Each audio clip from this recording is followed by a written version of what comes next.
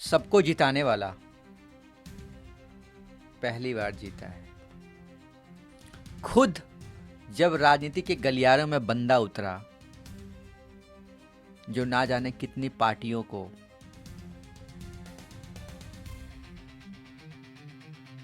जीत दिलाया, और जब वो खुद राजनीति के गलियारों में खुद के लिए वोट मांगने गया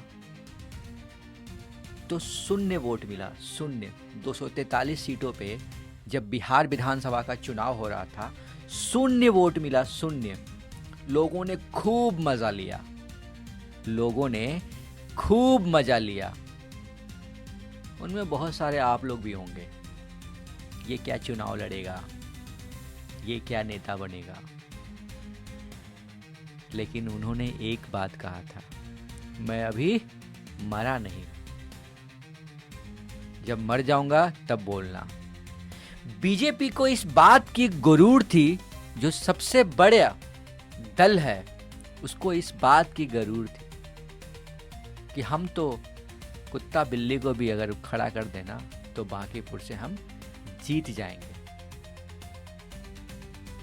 ये जो घमंड था ना, बीजेपी के राष्ट्रीय अध्यक्ष नितिन नवीन,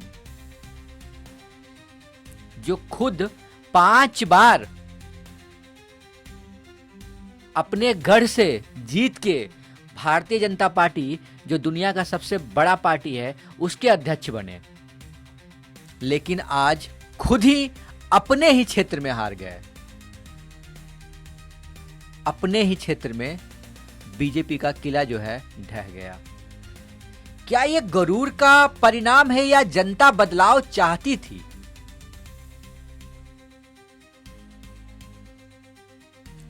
क्योंकि जिस तरीके से प्रशांत किशोर चुनाव लड़े हैं, वहां का हर एक जनता, मैक्सिमम जनता ये कह रही है कि बिहार में बदलाव चाह रही थी जनता, बांकीपुर में बदलाव चाह रही थी जनता। वो एक कहने वाली बातें हो जाती है ना कि यहां से तो हम किसी को भी खड़ा करेंगे तो वो जीत जाएगा, कुत्ता बिल्ली हो। ये जो घमंड था ना, शायद इस घमंड को ना बिहार की जनता ने पटकनिया मारा है। उस जन स्वराज की एक एक प्रतिनिधि, एक एक मेंबर, एक एक मेंबर को जीत का श्रेय जाता है, क्योंकि उन्होंने ग्राउंड लेवल पे समझा, चीजों को काम किया। वो एक पंचायत का, कैसे वो वाला मूवी, वो वाला मुझे सीन याद आ जाता है। वो कहते हैं ना कि हम जीत गए। सेम प्रशांत किशोर के लिए हुआ। एग्जिट पोल या फिर जब तक रिजल्ट नहीं आया था, बीजेपी कार्यालय में खुशी का माहौल था। लड्डू बन रहे हैं, पेड़ा बन रहे हैं, पता नहीं कितनी सारी मिठाइयाँ बन रहे हैं। मतलब बीजेपी पूरी तरीके से कंफर्म थी कि हम तो जीत रहे हैं भाई, हमारी सीट है, कहाँ जाएगी। लेकिन इसका अंदाजा बीजेपी को भी नहीं था कि बिहार की जनता को कुछ और ही पसंद है।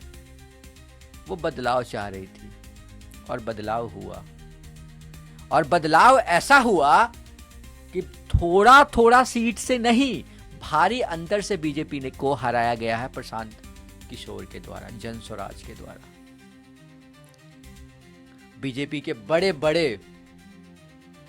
बड़े नेता ने वहां पे जाके प्रचार किया, रैलियां निकाली, बड़ी रैलियां निकली।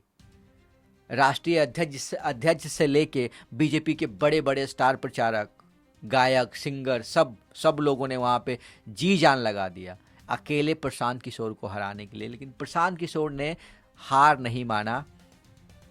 शायद लोगों को यह बात लगा होगा कि जिस तरीके से बिहार विधानसभा के चुनाव में 243 सीटों में से 0 मिला, 0, शायद उसी का वही इतिहास दोहराया जाएगा और इस बार भी प्रशांत किशोर को 0 मिलेगा और जनता नकार देगी। लेकिन जनता बदलाव चाह रही थी और जनता ने बदलाव किया। क्या बीजेपी को जो वोट मिल रहा था वो क्या नीतीश कुमार के दम पे मिल रहा था? क्या सम्राट चौधरी का उसमें कोई रोल नहीं है? क्योंकि जिस तरीके से जो बीजेपी के जो सदस्य जो खड़ा थे, वो कोई नामी गिरामी चेहरा नहीं है। वो एक नॉर्मल, जैसे कैसे बीजेपी कहती है कि कुत्ता बिल्ली को भी अगर हम खड़ा कर दें तो हम जीत जाएंगे, वही उन्होंने किया। उन्होंने कोई दमदार नेता को खड़ा नहीं किया, क्योंकि उनको ये बात भरोसा था, उनको नितिन नवीन को ऐसा लग रहा था कि हम यहां से तो नहीं हार सकते हैं। लेकिन बाजी उल्टी पड़ गई, और बाजी ऐसी उल्टी पड़ी कि मुंह की खानी पड़ गई उन्हें। बीजेपी इस पे सोचेगी, भारतीय जनता पार्टी को इस बात का बहुत हैरानी होगा कि जो उनका किला था वो ढह गया। मंथन तो करना पड़ेगा कि अब शायद जनता ये नहीं चाहती है कि हिंदू मुस्लिम हिंदू मुस्लिम हिंदू मुस्लिम की जो राजनीति है उससे अब उठ करके बीजेपी को कुछ एक्स्ट्रा करना पड़ेगा, भारतीय जनता पार्टी को कुछ एक्स्ट्रा करना पड़ेगा, जिसके कारण शायद जहाँ पे अच्छा होना हो वो और अच्छा हो। क्योंकि शायद जनता इन सब चीज़ों से निकलना चाह रही है अब, क्योंकि उन्हें पता चल गया कि इन सब से विकास नहीं होना है हमारे देश का। बिहार में मेन मुद्दा क्या है? बिहार में मेन मुद्दा है बेरोजगारी। ये सिर्फ बिहार का मुद्दा नहीं है, ये पूरे भारतवर्ष का मुद्दा है। बेरोजगारी हो गया बिहार में, इससे भी ज़्यादा मुद्दा है पलायन का, एजुकेशन का।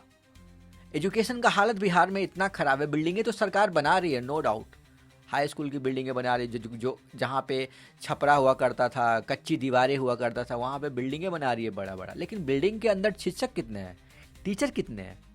ना के बराबर। वो आते कितने हैं? ना के बराबर। हमारे, अगर मैं अपने ग्राम पंचायत की बात करता हूँ, मैं अपने ग्राम की बात करता हूँ, वहाँ पे हाई स्कूल मिडिल स्कूल दोनों है, लेकिन टीचर कितने आते हैं? 12-1 बजे टीचर आते हैं, 2-3 बजे चले जाते हैं।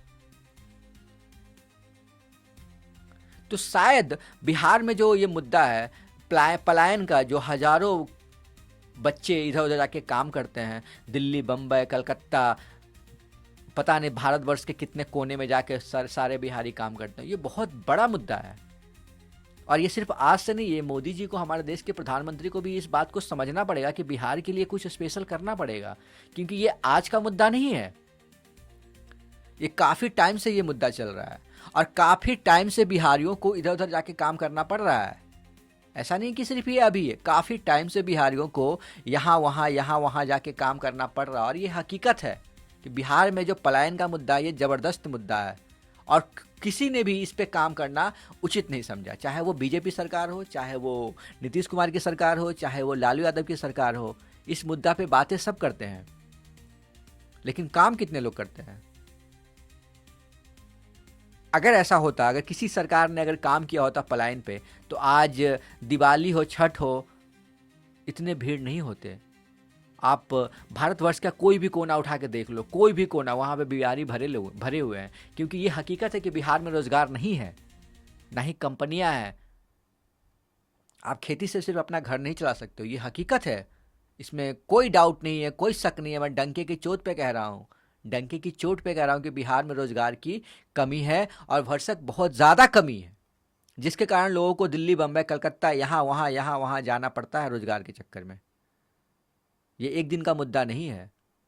तो प्रशांत किशोर को शायद इसलिए लाया गया है कि उन्होंने ये वादा किया था कि पलायन का मुद्दा हम ध्यान रखेंगे, अगर बांकीपुर को हम पहले बेस्ट अच्छा करने का कोशिश करेंगे, क्योंकि वहाँ की जनता हमें चुनी है, उनका पहले से ये टारगेट था। शायद बिहार की जनता को, बांकीपुर की जनता को ये समझ में आया हुआ कि एक ही सीट तो देना है, दे के देखते हैं बांकीपुर में क्या करती हैं। अगर यही हाल रहा तो आने वाले चुनाव में बीजेपी को ये देखना पड़ेगा कि सिर्फ हिंदू मुस्लिम से काम नहीं चलने वाला है। आपको अगर राज करना है तो आपको काम भी करना पड़ेगा। मुझे सबसे ज़्यादा हैरानी होती है बिहार की शिक्षा व्यवस्था की, बिहार की हेल्थ की, सबसे ज़्यादा, इससे भी ज़्यादा परेशानी होती है पलायन की। पलायन की स्थिति बहुत ही ज़्यादा खराब है बिहार में।